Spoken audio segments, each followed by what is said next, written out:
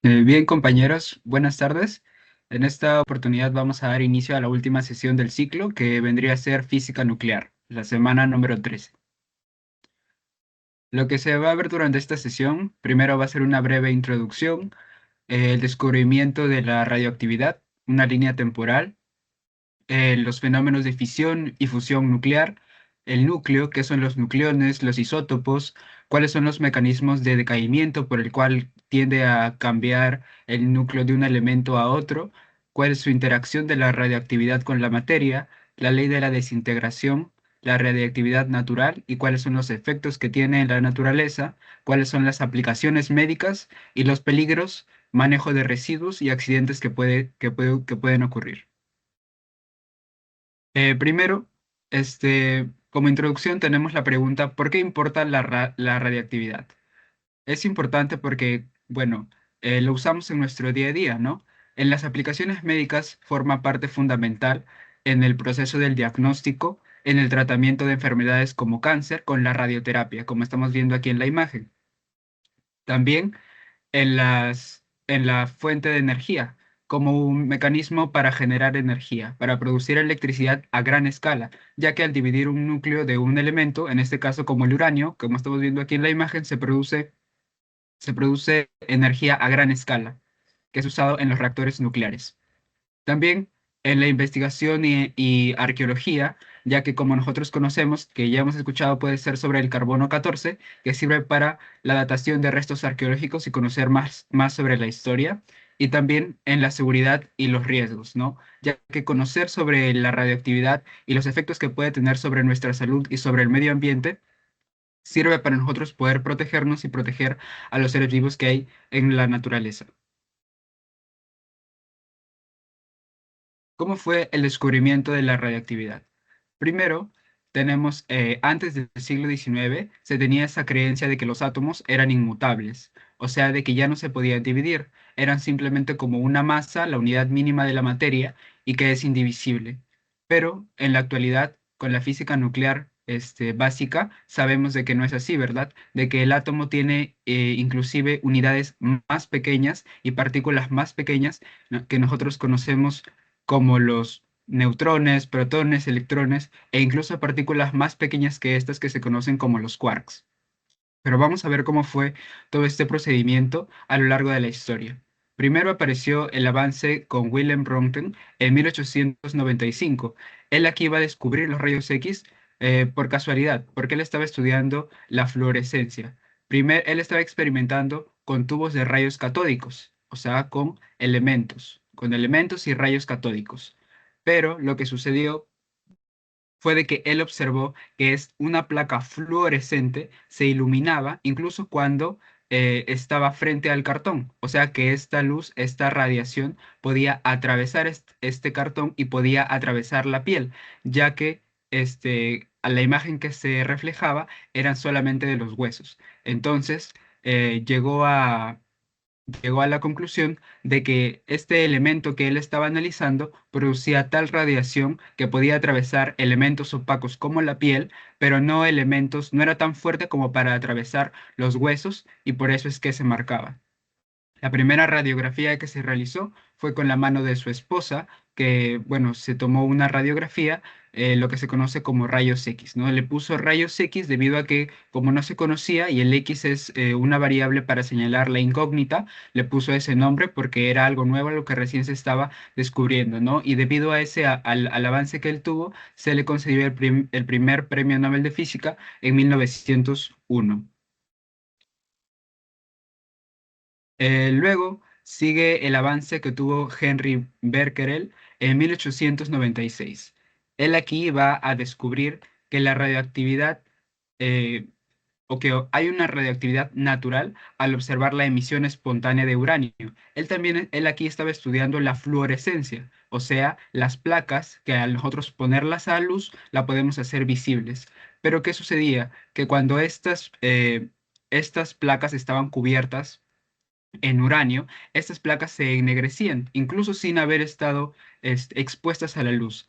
Entonces, ¿esto qué nos decía? ¿Cómo llegó cuál fue la conclusión a la que él llegó? De que el uranio emitía una cierta radiación que ennegrecía estas placas fotográficas que estaban envueltas, aún sin haber estado expuestas a la luz. Entonces concluyó de que este mineral, como el uranio, es capaz de emitir esta radiación que puede penetrar el papel y afectar la placa, ¿no? Que mostrando esas manchas como se aprecia ahí en la imagen. Luego tenemos el avance de Marie y Pierre Curie en 1898. Aquí Marie Curie introduce el término de radiactividad. Ella es la que acota este término. Ellos prácticamente destinaron gran parte, muchos años de su vida a estudiar el elemento del uranio, no el elemento compuesto de uranio que se conoce como Blechblenda de este evento, de este elemento, al procesar grandes cantidades de este elemento, se pudo descubrir nuevos elementos radioactivos como el polonio y el radio. Se utilizaban grandes cantidades de uranio solamente para obtener unos pequeños gramos de estos dos elementos, ¿no? Pero debido a ese gran trabajo es que se pudo aislar y se pudo estudiar a mayor profundidad estos nuevos elementos radioactivos, tanto el polonio como el radio, a partir del estudio del uranio. Y también se les concedió el Premio Nobel de Física, ¿no? Luego tenemos a Ernest Rutherford, que si nosotros ya hemos estudiado antes, cómo fue la evolución del átomo, este nombre se nos hace conocido, ¿verdad? Porque Ernest Rutherford también fue el que diseñó un modelo de átomo, fue el descubridor del núcleo atómico. ¿Cómo descubrió él el núcleo atómico? A través de su experimento de la lámina de oro. Cómo sucedió este experimento, ¿no? Él primero puso una fuente de partículas radioactivas, ¿no? Que eliminaban o emitían rayos de partículas alfa y que iban a atravesar una placa muy delgada de oro, ¿no? Entonces, al atravesar esta placa de oro, algunos rayos simplemente iban en línea recta o se desviaban, ligeramente. En cambio, unos cuantos rayos, algunos pocos, se desviaban grandemente, ¿no? Drásticamente. Entonces, él llegó a la conclusión de que los modelos anteriores a él, que decían, por ejemplo, de que el átomo era un budín con pasas, como decía Thomson, ¿no? De que estaban distribuidas las cargas tanto positiva y negativamente estaban distribuidas de manera aleatoria, él decía que no. Él decía que los rayos, ¿no? Como rebotaban drásticamente, giraban el ángulo, quiere decir de que estaban chocando con esa partícula densa y de masa que se encontraba al centro del átomo, a la que él llamó como núcleo, ¿no? Y así fue el descubrimiento del núcleo. Él clasificó estos tipos de radiación en alfa y beta, ¿no? Los rayos alfa, él llamó a las partículas que se emitían que eran pesadas, partículas pesadas y que tenían cargas positivas. En cambio, a las partículas beta las llamó que eran partículas ligeras y que eran de carga negativa, ¿no? Y las cargas beta eran las que tenían un mayor poder de penetración a través de la lámina de oro, ¿no? Y posteriormente, con su ayudante, ¿no? El señor Paul Villard, en 1900, también se descubrieron los rayos gamma. Entonces, a este señor se le atribuye el descubrimiento del núcleo atómico y también la clasificación de los tipos de radiación, tanto de la onda alfa, beta y posteriormente con sus ayudantes, la radiación gamma. Y como ya estamos explicando, él asoció esta radiactividad que estaba relacionada muy estrechamente con la función que iba a tener el núcleo, ¿no? Y no estaba equivocado, ya que ahora con los conocimientos que tenemos de la física nuclear, tanto la fisión como la fusión nuclear dependen, ¿no? Del núcleo. Al dividir el núcleo, nosotros creamos una gran cantidad de energía. Entonces, ahora vamos a estudiar los nucleones y los isótopos. Los nucleones, eh, como su mismo nombre lo dice, viene del núcleo. Entonces, los nucleones se refieren a las partículas que se encuentran al centro del átomo, lo que está en el núcleo, ¿no? Entonces, esto se refiere a los neutrones y a los protones. Sabemos que los neutrones solamente tienen masa, pero no tienen carga, ¿no? Por eso son neutras, son de carga neutra. En cambio, los protones sí tienen masa y también van a presentar una carga, en este caso positiva, ¿no? En lo que se refiere a los nucleones, solamente hablamos de neutrones y de protones. Entonces, los nucleones van a estar representados por la letra A, ¿no? El número de masa se le conoce y va a ser la suma tanto del número atómico que está representado por la letra Z y el número de neutrones representado por la letra N, ¿no? Y cuando nos viene, por ejemplo, así en un nucleido, ¿no? O un elemento cualquiera de la tabla periódica, vemos que tiene un elemento en la parte de arriba y un elemento en la parte de abajo. Entonces, el elemento que vemos en la parte de arriba viene a ser el número de masa que está representado por la letra A, que es la suma del número atómico, que viene siendo la Z, más los neutrones, ¿no? Entonces, el número atómico o la Z también se podría decir en un átomo neutro que es igual al número de protones. Entonces, Z vendría a ser también igual al número de protones, al número de electrones, ¿no? Que son el mismo número en un átomo neutro.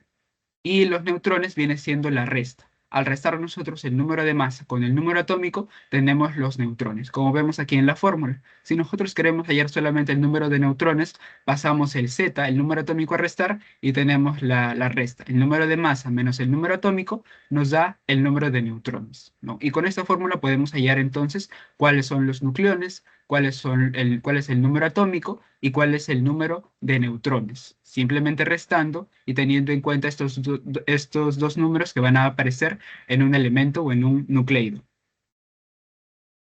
Bien, ahora vamos a hablar de los isótopos, ¿no? ¿Qué es isótopos? Como su mismo nombre lo dice, iso tiene que ver con algo que es igual. Entonces van a tener algo que se comparte. Una regla práctica que podemos tener aquí, los isótopos, tenemos que tener en cuenta P, este P hemos dicho que los protones, ¿no?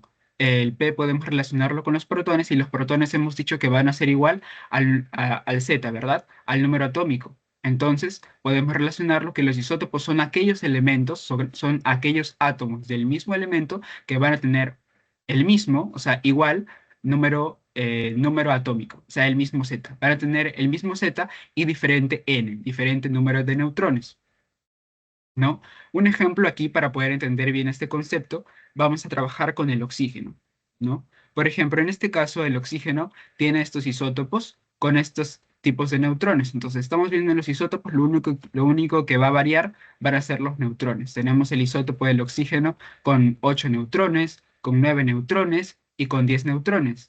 ¿Qué nos quiere decir esto? Cuando nosotros nos referimos a los isótopos, quiere decir de que estos isótopos de oxígeno siempre van a tener 8 protones, o sea, el Z siempre va a ser 8, ¿no? Lo único que van a tener diferente va a ser el número de neutrones, o sea, esta parte de acá siempre va a ser 8.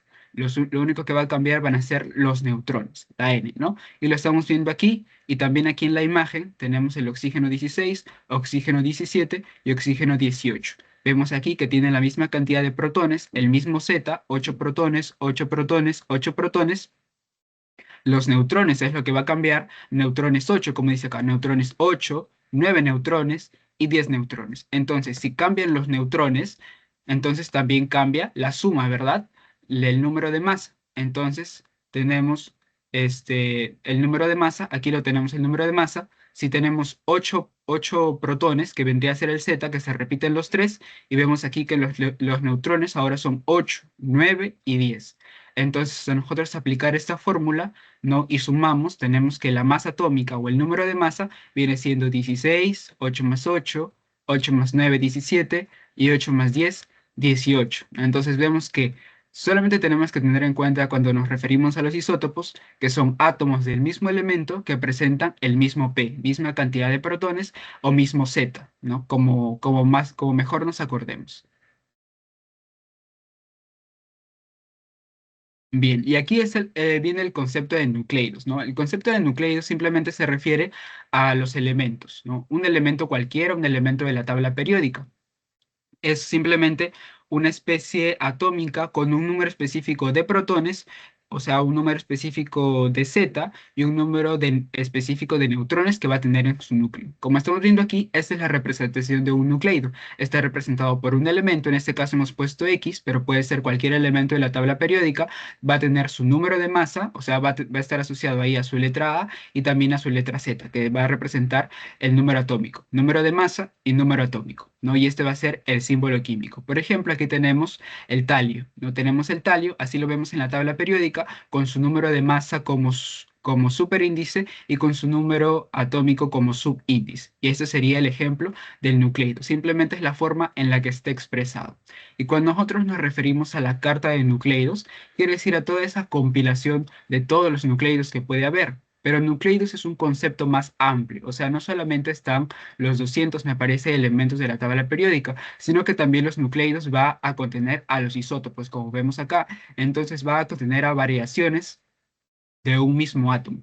Por eso es que nosotros nos encontramos con una cantidad aproximada de 2000 nucleidos, porque también cuenta a los isótopos, tanto que sean estables o no estables como los radiactivos. Entonces cuenta toda esa cantidad de isótopos también. Entonces por eso es que llega a un número más o menos de 2000 nucleidos, ¿no? Y a la compilación de todos esos nucleidos se le conoce como carta de nucleidos o tabla de nucleidos, ¿no? En esta carta simplemente se va a ver como una línea que va a marcar los nucleidos estables y quienes están fuera de esa línea, de ese gráfico, van a ser los que son inestables, ¿no? O los isótopos radiactivos o radioisótopos.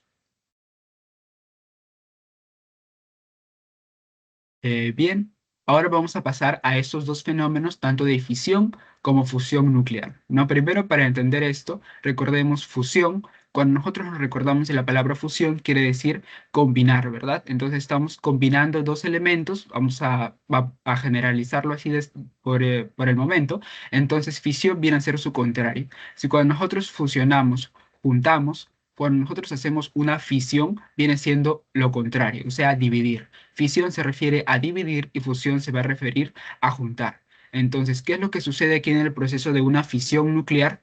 Entonces, como estamos explicando, viene siendo la división del núcleo. ¿Qué es lo que sucede? Es el proceso en el que se va a dividir un núcleo atómico pesado.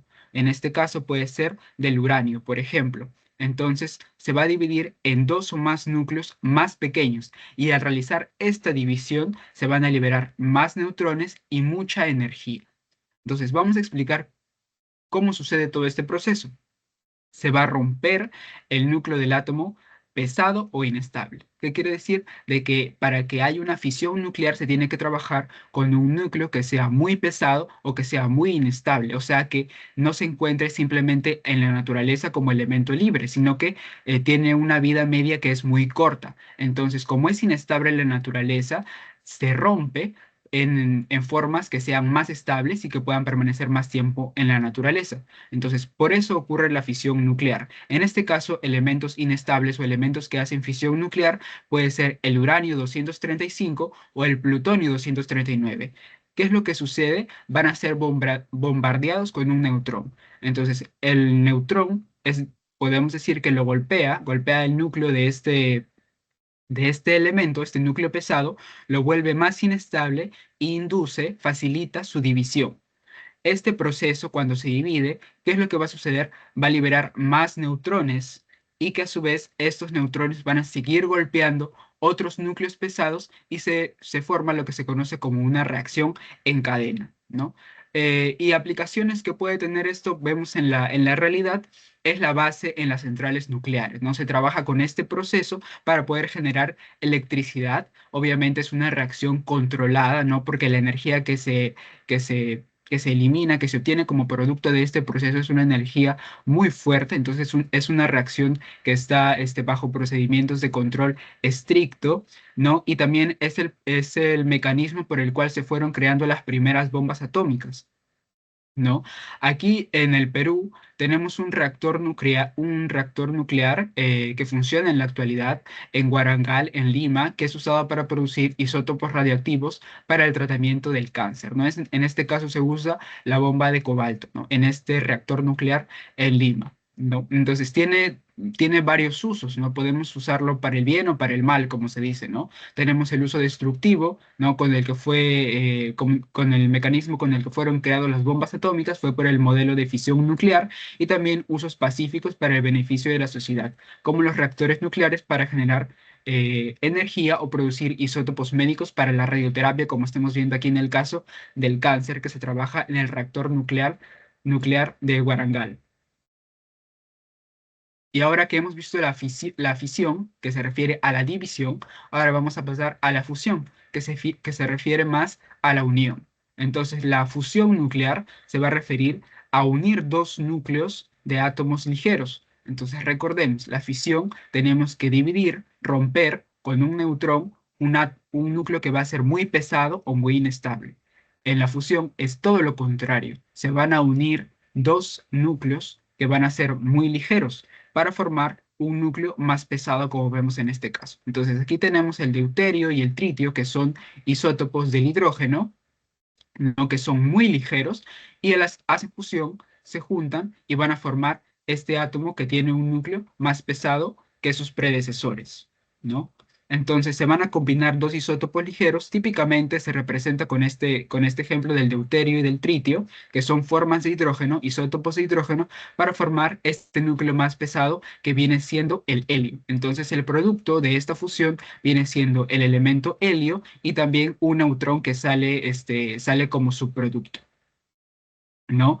¿Cómo funciona este proceso? Primero, se requieren unas temperaturas que son extremadamente altas, a millones de grados Celsius. Por eso es que este proceso es el que ocurre en el Sol, en las estrellas, ¿no? Porque es un proceso que requiere temperaturas muy elevadas, ¿no? Y para forzar a esos núcleos a que se puedan unir.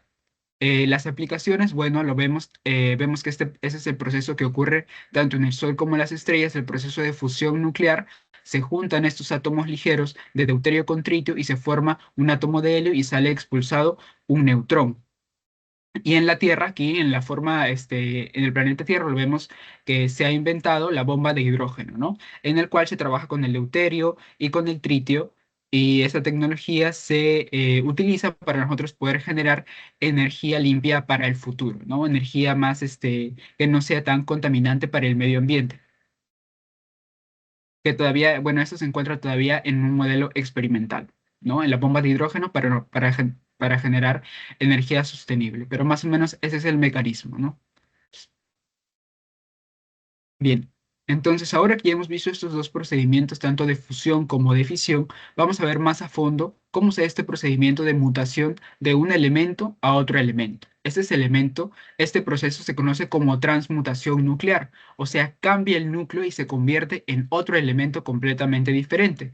Se da gracias a los mecanismos de decaimiento. Vamos a ver el mecanismo de decaimiento beta menos, el mecanismo de decaimiento beta positivo. También vamos a ver el de emisión alfa y el de emisión gamma. Entonces vamos a comenzar. Son cuatro mecanismos de decaimiento por el cual un elemento se puede convertir en otro elemento. No es como dice aquí, es la forma en la que un núcleo inestable se va a transformar en uno más estable y va a liberar energía y partículas. Como hemos visto en el caso de la fusión nuclear, esta es una partícula que puede ser expulsada, ¿no? Estamos viendo aquí, se convierten dos elementos diferentes, que viene siendo aquí el hidrógeno, son isótopos de hidrógeno, se convierten en otro elemento completamente diferente y sale expulsada una partícula. Eso básicamente es lo que está diciendo. Entonces, un inestable se va a convertir en un estable, libera energía y también libera partículas. Puede ser de manera natural, espontánea, como hemos visto en el Sol, en las estrellas, en las galaxias, o también artificial creada por el hombre como la bomba de hidrógenos, ¿no? O bombardeando núcleos con partículas, como hemos visto. En la fisión se bombardea el uranio lo bombardeamos con un neutrón y hacemos que se rompa en partículas más ligeras, ¿no? Entonces empecemos con el decaimiento beta menos. ¿Qué nos dice el decaimiento beta menos? Aquí lo que va a ocurrir es la transformación de un neutrón se va a convertir en un protón. Eso es básicamente lo que ocurre. Un neutrón se va a convertir en un protón y para equilibrar la carga se expulsa un electrón. Entonces aquí este beta menos va a actuar como un electrón que sale expulsado. Básicamente es eso, que se le conoce como una partícula beta, el electrón que va a salir expulsado. Y se utiliza cuando este núcleo va a tener un exceso de electrones. Entonces, como este núcleo tiene un exceso de electrones, está muy inestable en la naturaleza. ¿Qué tiene que hacer? Expulsa un electrón. Expulsa un electrón, entonces, para equilibrar las cargas que quedan adentro, un neutrón se tiene que convertir en un protón. Eso es lo que sucede. Entonces, un neutrón se convierte en un protón y se elimina un electrón. No, esto se da porque este elemento es inestable, tiene un exceso de electrones. Entonces, tiene que eliminar, expulsar esta partícula beta que vendría a ser un electrón. Aquí lo que ocurre, como estamos viendo, aquí en el ejemplo, lo que resulta es de que el z, o sea, el número de abajo, el número atómico, aumenta en uno y el número de arriba, el número de masa, no cambia. ¿No? Lo único que va a cambiar, estamos recordando, que un neutrón se convierte en protón. Entonces, tiene que aumentar un protón. Hemos dicho que protón o z, número atómico, viene siendo lo mismo en átomos estables, ¿no? Entonces, si se refiere a protón que tiene que aumentar uno, no, el neutrón se convierte en protón, entonces tiene que aumentar uno al número atómico, ¿no? Viene siendo de 90, pasa aquí a 91 y el electrón sale expulsado.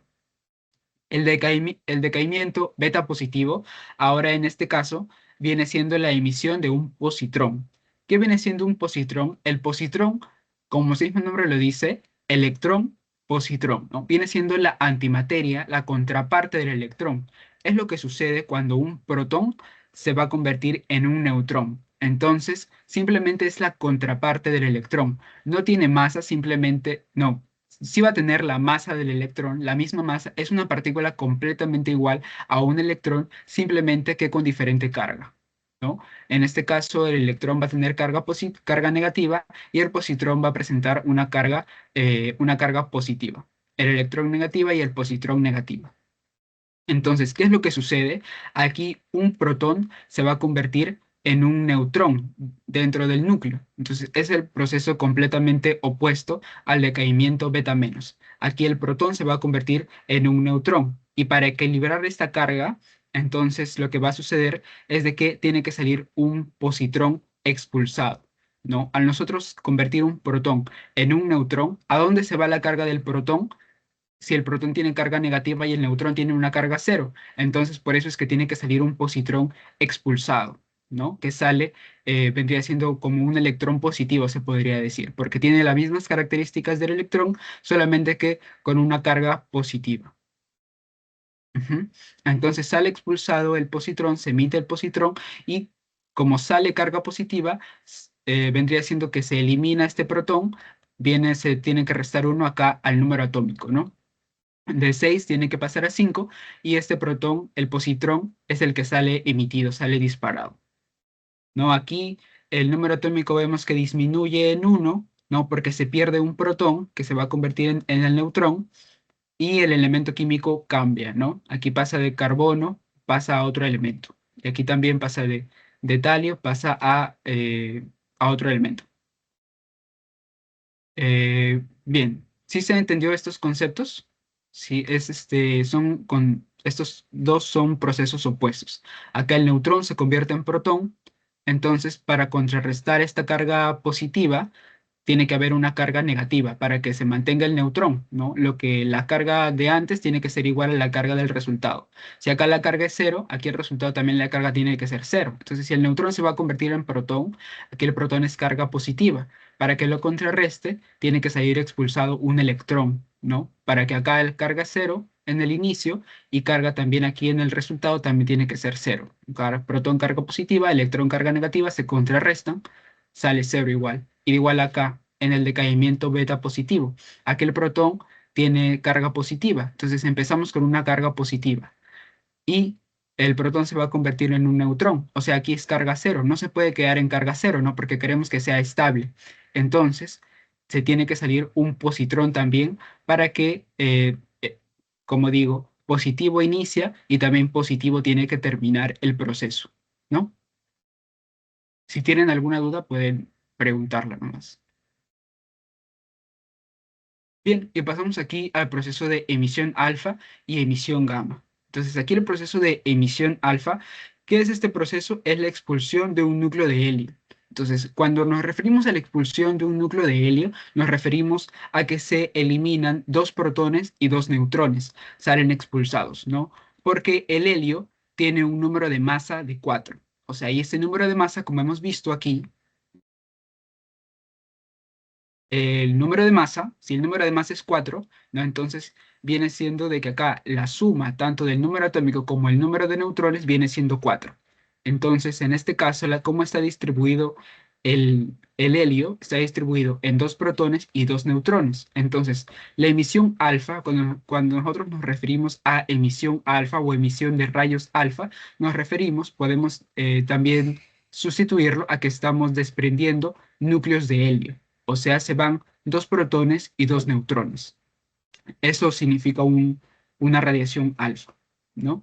Entonces, al nosotros eliminar dos protones y dos neutrones, como son cuatro, entonces el número de masa, el A, se disminuye en cuatro, ¿no? Y el número de Z, como estamos hablando de los protones solamente, disminuye en dos, ¿no? Dos protones se van, esto afecta al Z, pero dos protones y dos neutrones, esto afecta al A también. Entonces aquí afecta en 4 y aquí al Z solamente afecta en 2 por los protones, ¿no? Y aquí lo vemos aquí cómo cambia de un elemento a otro, como el uranio, ¿no? El número de masa en la emisión alfa, si elimina dos protones y dos neutrones, vemos aquí de que el número de masa, el número de arriba, se disminuye en 4 y el número de abajo, el número atómico, el Z, como dice que se eliminan dos protones, entonces pasa de 92 a 90, ¿no? Y lo que se sale expulsado es este núcleo de helio, ¿no? Que vendría siendo dos protones y dos neutrones. Y la emisión gamma no es una partícula en sí, como hemos visto en los casos anteriores, ¿no? La emisión gamma simplemente viene siendo una radiación electromagnética de alta energía que suele acompañar a otros decaimientos. O sea, estos decaimientos beta menos o beta más vienen acompañados de esta emisión gamma, que simplemente es una radiación electromagnética de muy alta energía, ¿no? Y es el que va a liberar todo este exceso de energía del núcleo, porque al cambiar la carga, como hemos visto tanto de protón a neutrón o de neutrón a protón, tiene que haber un equilibrio que vuelva este equilibrio al átomo, ¿no? Y por eso es que ocurre esta emisión gamma. ¿No? Porque como hemos visto, lo que va a suceder en todos estos procesos de mecanismos de decaimiento, el núcleo va a pasar de un estado de alta energía a un estado de baja energía, donde va a ser más estable, ¿no? Entonces, por eso es que suele ocurrir esta radiación electromagnética, emisión gamma, ¿no? Para nosotros mantener estas cargas eléctricas en estabilidad en el núcleo, ¿no? Para su permanencia más en la naturaleza. Entonces, como estamos diciendo que aquí la emisión gamma simplemente es radiación, aquí no va a cambiar el número atómico, no va a cambiar el A, el número atómico, tampoco va a cambiar el número de masa, no, el número de masa, el A, tampoco va a cambiar el Z, el número atómico, no cambian porque aquí la emisión gamma solamente se refiere a una radiación electromagnética que va a acompañar a los otros decaimientos. Bien, entonces ahora vamos a analizar estas radiaciones, ¿no? Radiación alfa, beta, gamma y los neutrones que también salen expulsados. Entonces, estas radiaciones, por ejemplo, la radiación alfa son partículas, hemos dicho, de helio.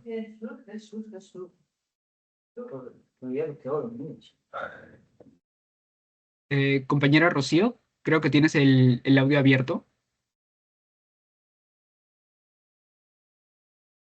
Bien, entonces tenemos las partículas alfa, son partículas masivas que se refieren a los núcleos de helio, como hemos dicho. Cuando nosotros hablamos de partículas alfa, hablamos de los núcleos de helio, que tienen una alta ionización, pero tienen una baja penetración. O sea, no pasan las sustancias, no pasan no tienen una fuerte penetración a través de las superficies, ¿no? Una simple hoja de papel puede detenerlas. Puede detenerlas. También tenemos las características de la radiación beta, ¿no? Aquí cuando hablamos de radiación beta hemos dicho en beta negativo se refiere a un electrón y cuando hablamos de beta positivo se refiere al decaimiento en el que se va a emitir un positrón. Este va a tener una mayor penetración, o sea, atraviesa las superficies mayor que la radiación alfa, pero puede ser detenida, puede ser bloqueada por láminas de aluminio, ¿no? Aquí, bueno, pasando ahora a la radiación gamma, como hemos dicho, son radiaciones electromagnéticas altas, ¿no? Entonces, cuando hablamos ya de radiación electromagnética, hablamos de que la radiación gamma está compuesta de fotones de alta energía. Entonces, como ya es más energía, más del componente de radiación, entonces su penetración es mucho mayor. Tiene una atenuación exponencial, o sea que va disminuyendo su intensidad, ¿no? La atenuación se refiere a cómo va a disminuir, va a depender del coeficiente másico, o sea, de la superficie a la que va a estar expuesta, al material y también a la fuerza de ese rayo gamma, ¿no? Y los neutrones, como hemos dicho, son compuestos que no están cargados, van a interactuar con estos núcleos y pueden penetrar bastante, como hemos visto, ¿no? Los neutrones pueden romper estos núcleos de estos átomos pesados, ¿no? Y convertirlos en partículas más estables, más ligeras, ¿no?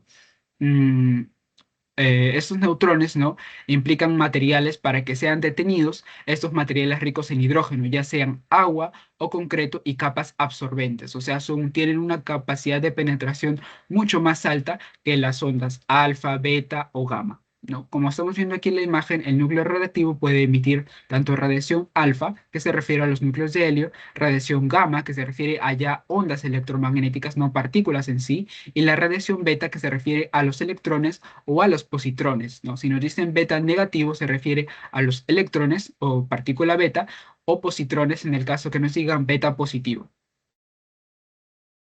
Bien, aquí es una tabla comparativa, como estamos viendo, del poder de penetración de cada partícula radioactiva, ¿no? Estamos viendo aquí en la imagen, como podemos apreciar, ¿no?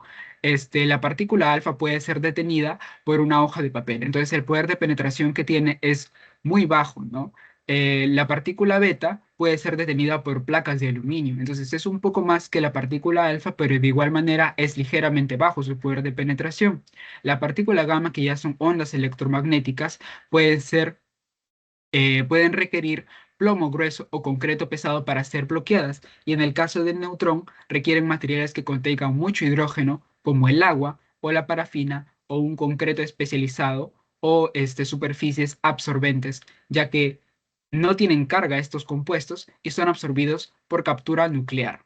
Entonces, los neutrones son los que van a tener el poder de penetración alto, pero si nosotros hablamos de partículas radiactivas, las partículas gamma son las que tendrían el poder de penetración más alto, ya que hablamos aquí de fotones, solamente de energía, no van a tener masa, no van a tener carga. Y los neutrones, como estamos viendo aquí, van a tener masa, pero no van a tener carga. Aquí en el beta, como hemos dicho, es importante resaltar de que el beta puede tener tanto beta negativo cuando nos referimos al electrón y positrón cuando hablamos de beta positivo. Bien, ahora hablamos también hace un rato de la atenuación gamma, ¿no? Quiere decir a la pérdida de la intensidad que va a tener esta onda radioactiva.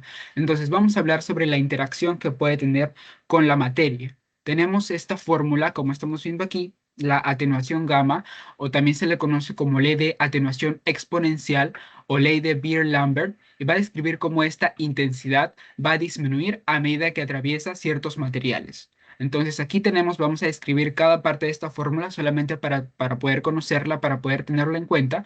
Primero, esto se refiere a la intensidad en función de X, o sea, es la intensidad después de haber viajado a través de la distancia X en el material, después de haber atravesado una cierta longitud, una cierta espesura de cierto material.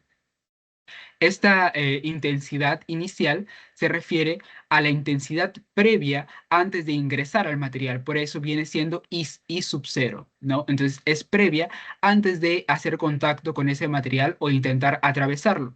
Esta letra E viene siendo base de un logaritmo natural, ¿no? Que es simplemente una constante numérica, como estamos viendo aquí, aproximadamente 2,718. Y esta letra mu no viene siendo el coeficiente de atenuación que va a indicar la probabilidad de que un fotón gamma interactúe con el material por una unidad de distancia. Entonces, cuanto mayor viene siendo este mu, este coeficiente de atenuación, que también es una constante, más rápido va a ser la atenuación. O sea, esto depende más que todo del material, ¿no? Y va a depender de la energía del fotón. Si el material es muy absorbente, ¿no? Entonces, si es muy alto este mu, este coeficiente de atenuación, la probabilidad de que este fotón interactúe va a ser mayor, ¿verdad? Entonces, cuanto mayor es este mu, este coeficiente de atenuación, más rápido se va a atenuar esta onda, ¿no? Esta onda electromagnética, esta onda radioactiva, perdón. dependiendo del material con el cual se está enfrentando esta onda gamma. Y este X va a ser el espesor o la distancia que ha recorrido esta onda, ¿no? Entonces, simplemente para conocer, este viene siendo la intensidad en función de cuánto ha avanzado la onda. Este X es cuánto ha avanzado, es una longitud, está en medidas de longitud. Este viene siendo la intensidad final, se podría decir, de cuánto ha avanzado. Esta la intensidad inicial y es la variable, ¿no? Como es una variable exponencial, está usando ahí el logaritmo natural. Este viene siendo el coeficiente de atenuación que depende del material y también la fuerza de la onda. Y este viene siendo la X, como hemos dicho, la longitud que está avanzando por la superficie, ¿no? ¿Cuánto ha avanzado en la superficie? Lo importante aquí de esta fórmula es recordar este coeficiente de atenuación. Como dice aquí, cuanto mayor es este coeficiente, más rápido se va a atenuar.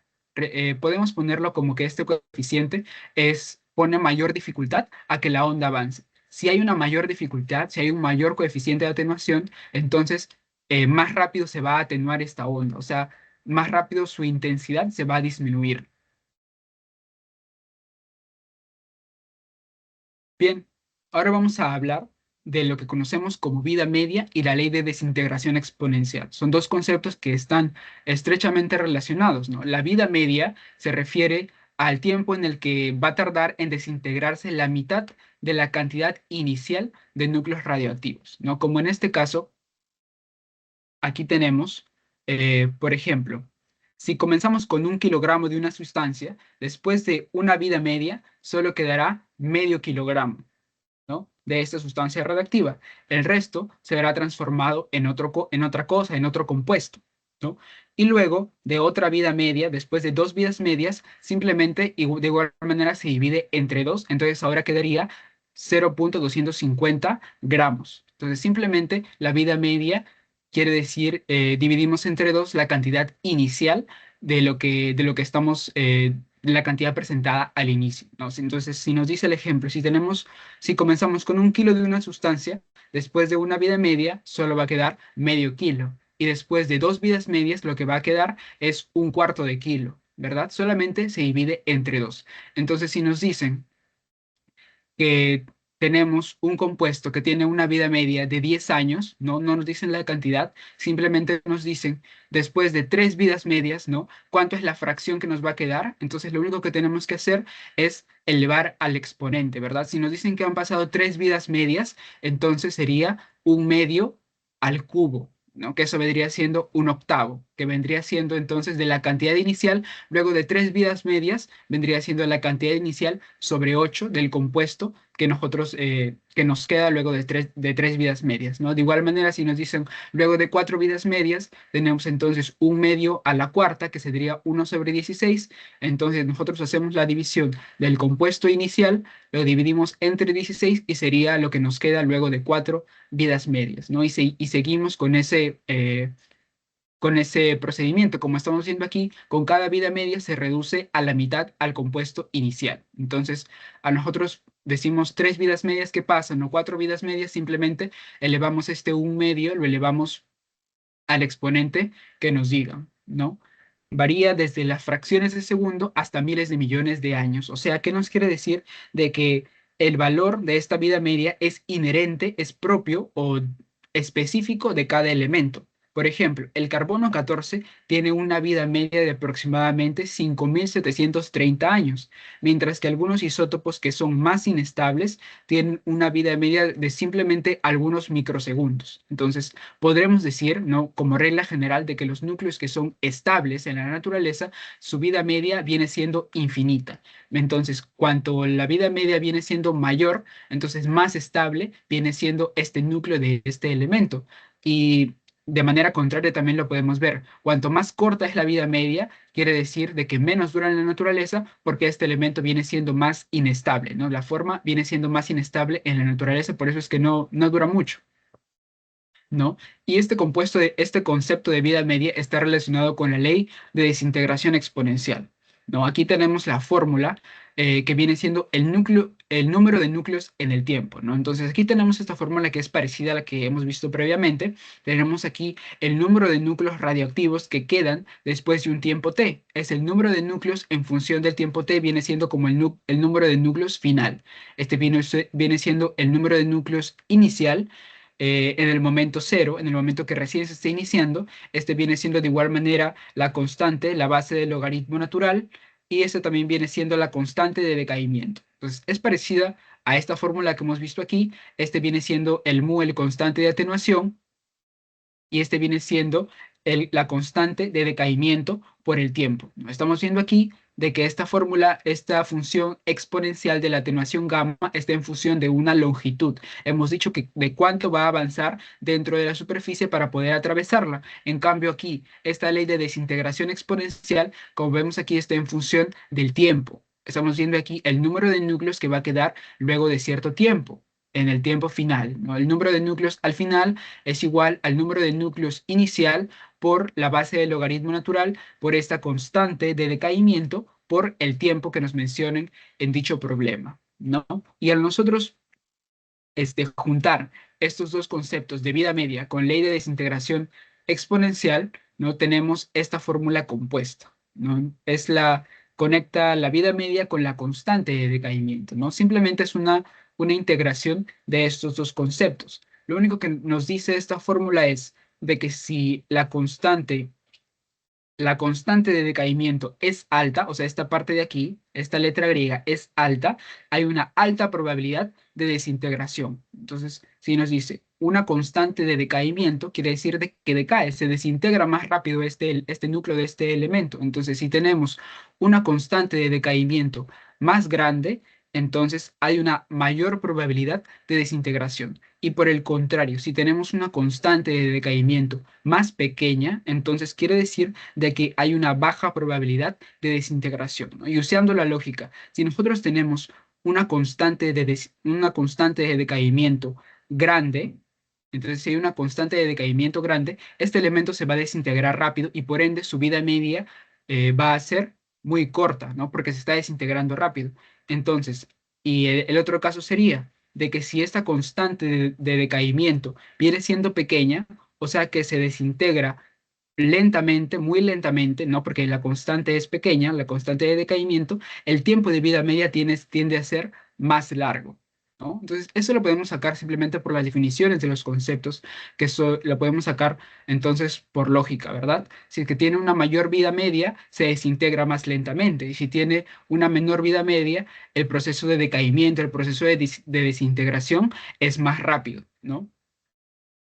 Entonces, como conclusión simplemente de esta parte, podemos de que la desintegración, no podemos decir de que la desintegración viene a ser probabilística a nivel individual.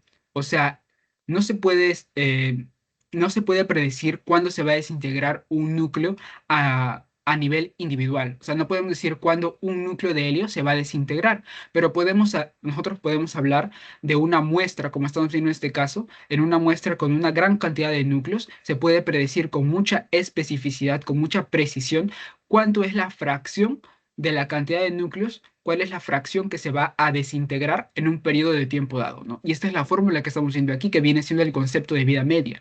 Cuando nosotros tenemos simplemente un núcleo, en realidad, de manera individual, cuando nosotros hablamos de uno solo, no se puede predecir cuánto tiempo va a durar, ¿no? Cuánto tiempo es la vida que va a tener. Pero cuando nosotros tenemos un grupo, podemos decir que en cierto tiempo, dependiendo de la vida media que tenga, el número de núcleos que va a ser luego de su vida media viene siendo la mitad, ¿no? Y luego de sus dos vidas medias viene siendo la cuarta parte y tres vidas medias la octava parte y así sucesivamente. Entonces, eso, cuando nosotros hablamos de un grupo, se puede predecir con mucha especificidad, pero si hablamos de uno solo, simplemente viene siendo un concepto probabilístico, de probabilidad, porque no se puede estar seguro de cuánto va a durar simplemente un núcleo. ¿No? Viene siendo como cuando lanzamos un dado. Entonces, no sabemos el resultado cuando nosotros hacemos un solo lanzamiento, cuando analizamos solamente un núcleo, pero sabes que a lo largo del tiempo o con el paso de los tiros, ¿no? Vas a obtener todos los números, ¿no? Por el paso del tiempo. Entonces, cuando nosotros hablamos de individualmente, ¿no? simplemente depende de la probabilidad. Pero cuando nosotros hablamos de un grupo de núcleos, entonces es más específico, más preciso se vuelve este cálculo con el concepto de vida media, ¿no? Dependiendo del tiempo que nos digan. Ahora pasamos a las fuentes de radiación natural. Tenemos dos tipos, ¿no? Se divide en dos tipos. Tenemos la radiación terrestre, que son la radiación que va a emanar de las rocas, del suelo. En este caso encontramos los elementos como el uranio, el torio, el potasio 40, ¿no? Que ese es un isótopo de potasio, ¿no? Porque el potasio en sí es 39, lo encontramos en la tabla periódica, pero el potasio 40 viene siendo este isótopo del potasio que es el isótopo radiactivo más común que se encuentra en el cuerpo humano, así que por eso es importante.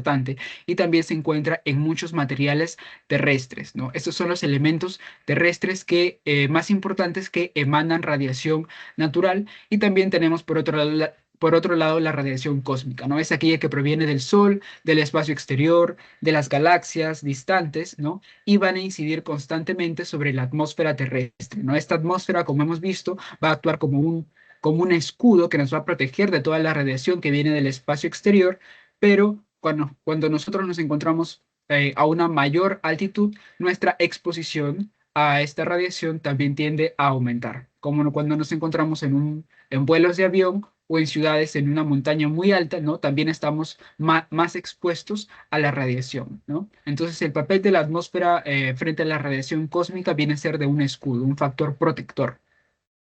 Ahora, datos importantes para recordar es que el 87% de las dosis de radiación que recibe una persona proviene de estas fuentes naturales, tanto de la terrestre como de la cósmica, ¿no?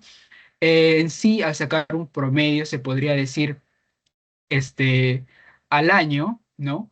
Tenemos 60 milirems, ¿no? Que es la unidad con la que se mide la radiación, ¿no? Y 100 milirems equivale a un servio, ¿no? Y este servio es la unidad con la que se mide en el Sistema Internacional de Unidades, ¿no? Entonces se usan estas dos medidas para poder medir la radiación, pero en sí el dato con el que se está trabajando en la guía es de 60 milirem por año, es lo que recibe una persona de las fuentes naturales, o sea, tanto de la terrestre como de la cósmica, ¿no? Y otro dato importante viene siendo sobre la acumulación de radón en nuestros hogares, ¿no? Este radón es un producto intermedio en la cadena de decaimiento de uranio y torio, ¿no? Como hemos visto aquí en las fórmulas, tanto aquí en las fórmulas de decaimiento, tanto de beta menos, el, el torio participa en el decaimiento y también el uranio participa en el decaimiento, ¿no? El uranio se puede convertir en torio. Entonces,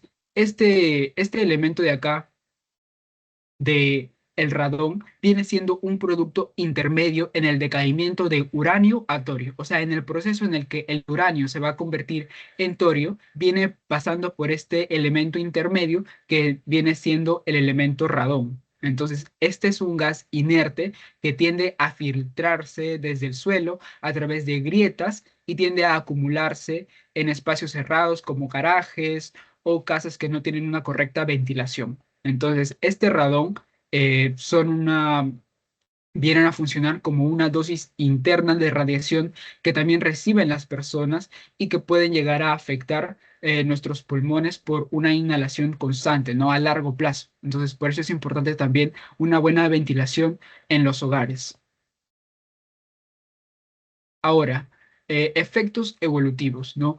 La radiación también ha formado una parte muy importante a lo largo de toda nuestra historia, ¿no? Se cree de que la radiación tuvo un papel primordial al formar los elementos que dieron paso a la primera atmósfera, que hicieron posible a que se forme la vida, ¿no?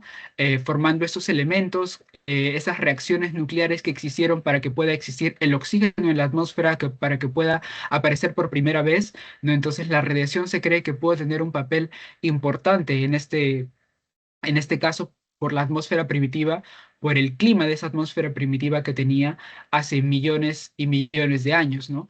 Pero ahora lo podemos categorizar en mutaciones genéticas y modulaciones de la evolución. Entonces, en mutaciones genéticas tenemos de que la radiación viene siendo como este agente mutágeno, se llama, ¿no? Que participa en las mutaciones del material genético. Eso quiere decir que participa en las mutaciones de la cadena de ADN. Esas partículas que hemos visto, tanto alfa como beta y gamma, van a interactuar con el ADN y lo pueden dañar, pueden hacer que mute, causar daños o causar errores. ¿No? Estos errores, ¿no? El cuerpo ha desarrollado estos mecanismos gracias a este proceso evolutivo, a nosotros estar constantemente expuestos a lo largo de la historia a estas ondas alfa, beta y gamma, el cuerpo ha evolucionado y se ha preparado con estos mecanismos de reparación del ADN para que no nos afecte a nuestra salud, ¿no? Pero si estos errores tienden a ocurrir, puede ser en nuestras células germinales, ya sean, no sea, en nuestros óvulos en el caso de las mujeres y los espermatozoides en el caso de los varones, viene siendo ya esta mutación genética que se transmite de generación en generación, o se transmite a la descendencia. Y también tenemos el papel de la radiación en la modulación de la evolución, ¿no? Aquí las mutaciones que resultaron ser beneficiosas a lo largo del tiempo han sido seleccionadas, ¿no? Como el enunciado de Darwin, ¿no? De selección natural, aquellas mutaciones que se adaptaron bien a la realidad son las que han sido perennes en toda nuestra historia y se han adaptado, han permitido la adaptación de las especies, son las que han contribuido a que haya una diversidad genética, ¿no? Si no, todos seríamos homogéneos, todos seríamos iguales, ¿no? Entonces, ha contribuido a la preservación de distintas especies y también a que las especies se puedan adaptar a diversos ambientes, ¿no? A diversos cambios también en el ambiente.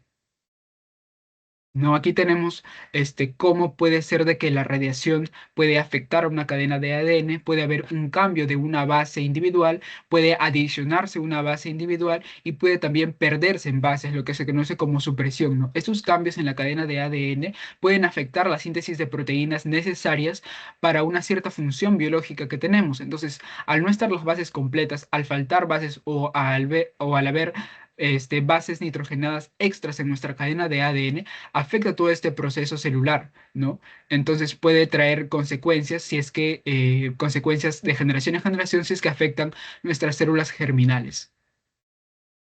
Por último, las aplicaciones médicas y tecnológicas que nosotros encontramos, ¿no? Nosotros trabajamos en la actualidad con estos iones, tenemos los trazadores de emisores gamma, se le conoce, tenemos el Tcenium 99M, también tenemos el yodo 131 y el talio 201, ¿no? Vamos a hablar brevemente para qué nos sirve cada elemento. Por ejemplo, el yodo 131 se usa más que todo para el tratamiento de la tiroides, ¿no? El cuerpo absorbe el yodo de forma natural y lo concentra en la tiroides, ¿no? La tiroides es el centro regulador del elemento de yodo, ¿no? Y se utilizan esta traza de emisores gamma se va a utilizar como diagnóstico para ver cómo es la función, cómo está procesando nuestra tiroides estas concentraciones de sodio y también como terapia en dosis altas para destruir selectivamente estas células de la tiroides, células que se encuentran en la tiroides que tienden a ser cancerosas. Entonces vemos dos efectos que tiende este yodo 131, ¿no? Este isótopo de yodo 131 y los efectos que tiene en la tiroides y en la regulación del elemento sodio, ¿no? También tenemos el tecnesio 99, ¿no? Que es ampliamente usado como un marcador en las exploraciones de la vida media conveniente y la emisión gamma, ¿no? Este es el radionucleótico más utilizado. El tecnesio 99 es el más utilizado. Tiene diversos compuestos a los cuales se une y crea radiofármacos que permiten escanear. Más que todos, como su nombre lo dice, son trazadores de emisiones gamma. O sea, se juntan con otro compuesto, ingresan a nuestro organismo y van a evaluar las funciones tanto de huesos, corazón, riñones y cerebro. Tiene una vida media que es corta, más o menos el tecnesio tiene una vida de 6 horas y es ideal porque permite obtener imágenes rápidamente con una dosis bajas que se le ingresa al paciente. No pueden ingresar, mayormente se ingresa el tecnesio por vía endovenosa, como dije, para evaluar las funciones, ¿no? Para evaluar las funciones del corazón, de los riñones y el cerebro, ¿no? Cómo está funcionando, si es que tiene suficiente cantidad de sangre está llegando al corazón ¿no? Y como tiene una vida media corta, con una dosis baja se puede obtener estas imágenes que nos pueden decir mucho de nuestro paciente, ¿no? También tenemos el talio 201, que en el talio 201 es usado en estudios de perfusión miocárdica, o sea, está relacionado con la función del corazón. El cuerpo lo va a manejar de forma similar al potasio, o sea, un elemento que ingresa al corazón, así que va a evaluar la concentración que va a tener en el miocardio, o sea, la perfusión del miocardio se refiere a cuánta sangre está llegando al músculo cardíaco, ¿no? Y eso permite evaluar también el flujo sanguíneo. Entonces, el talio 201 está más involucrado con los mecanismos del corazón. El tecnesio es el más utilizado, ¿no?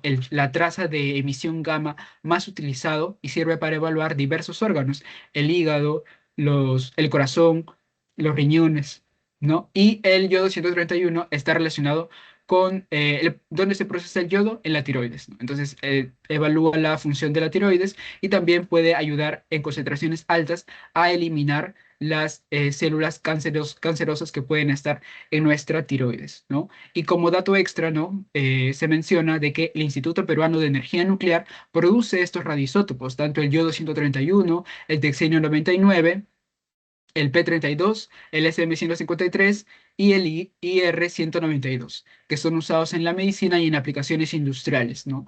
Más que todo se utiliza aquí en Perú para la producción de radiofármacos, ¿no? Para evaluar, o sea, radiofármacos quiere decir medicamentos, ¿no?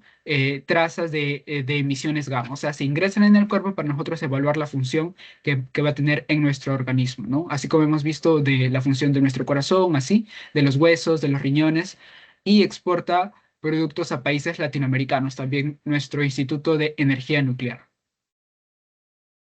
Ya para terminar, vamos simplemente a evaluar cuáles son los peligros biológicos de la radiación y cuáles son los residuos radiactivos y cómo manejar estos residuos también, ¿no?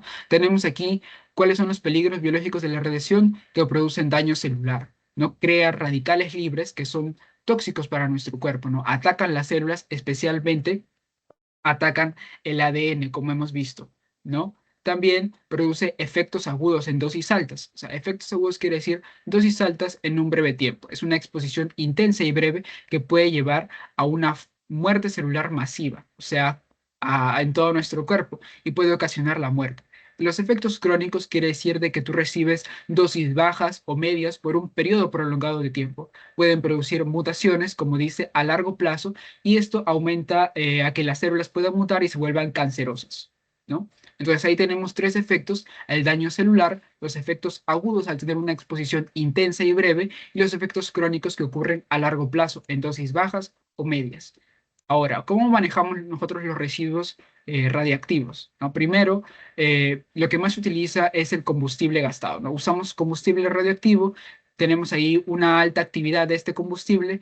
¿Cómo se da el manejo inicial? Primero, se llega a enfriar en piscinas grandes de agua durante varios años. Una vez que esté enfriado, se le traslada a contenedores secos, como hemos visto de repente en las películas, esos contenedores amarillos, ¿no? Que tienen su símbolo de radioactividad. Se almacena previamente, luego hay un proceso químico para nosotros recuperar estos elementos, tanto el uranio como el plutonio que ya han sido usados, ¿no? Se tiende a recuperar estos elementos y produce nuevos desechos en realidad, que son altamente reactivos, pero para estos desechos líquidos que son altamente reactivos tenemos la vitrificación, donde aquí los desechos se van a mezclar con vidrio fundido y se van a solidificar en bloques estables para su almacenamiento, ahora sí, permanente, alejado del ser humano, ¿no? Y ahora se está evaluando una solución a largo plazo. Aquí se está evaluando el almacenamiento geológico profundo, o sea, como estamos viendo aquí en la imagen, en formaciones rocosas estables en profundidad, bajo muchos metros bajo tierra, para poder eliminar completamente del contacto humano, ¿no? Y por último, como datos extras, no tenemos los accidentes nucleares históricos, tenemos el de Three Mile Island en 1979, donde hubo una liberación relativamente pequeña por una pérdida de refrigerante. Esto ocurrió en un reactor nuclear. El refrigerante que contenía estos gases radiactivos falló, no se hizo bien los cálculos, falló por un momento, ¿no? Y hubo una fuga leve de estos gases radiactivos, ¿no? Pero se pudo contener gracias al cemento de contención, que limitó este escape. Ahora sí, ya todos conocemos este fenómeno terrible que ocurrió, ¿no?, en Chernóbil en 1986.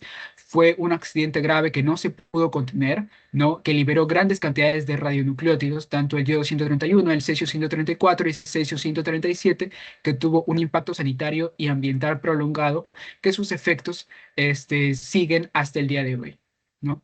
Em, es una prueba de que la radiación puede afectar a la salud, porque ese ambiente sigue siendo inhabitable hasta el día de hoy y ha afectado a la salud de muchas personas durante muchos años, incluso a personas que no vivían en el lugar, sino vivían en los alrededores o en lugares extremos, ya que estos gases, ¿no?, se concentran o también tienden a expandirse, ¿no?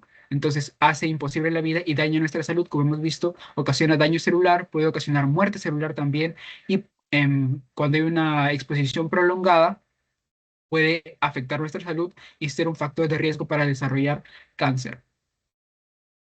Sí, eso sería todo, compañeros. No sé si tienen alguna duda, alguna pregunta, o si no, ya para terminar la sesión del día de hoy.